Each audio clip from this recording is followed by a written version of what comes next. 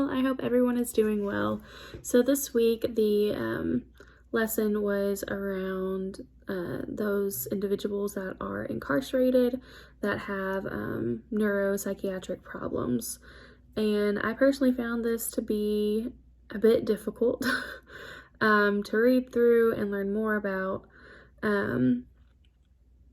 Mainly just thinking about how that population should be treated in a forensic setting. I think it's apparent that this is an issue. I mean, the video that we watched multiple videos through the PowerPoint, but the one we were told to specifically review with U.S. prisons facing increasing cases of dementia mentioned how those that are incarcerated in a correctional setting, they are 2 to 3 times greater to end up with dementia as opposed to the outside world. So that's really concerning to think about, and just acknowledge that in these correctional settings, I think there are some disparities that need to be addressed, especially whenever it comes to health. I know in that video, the doctor was also talking about how those that are in correctional settings, they are dealing with having a higher physiological age compared to their actual age. And that has a lot to do with their lack of health services, I would say.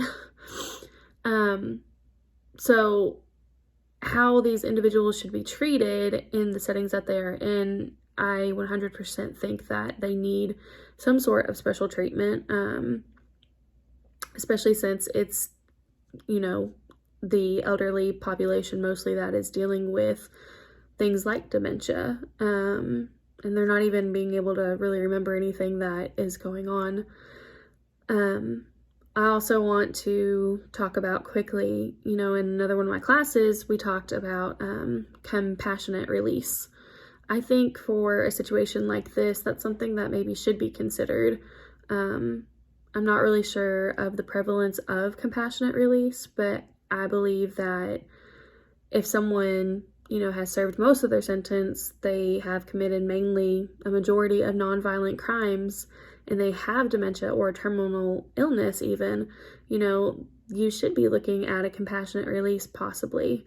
Either that or more services being offered, which I know in the video it talked about how there was a special cognitive unit, which something like that would be great, but that's not everywhere, and maybe there needs to be more of that, more units dealing with those that are cognitively impaired to be opened up.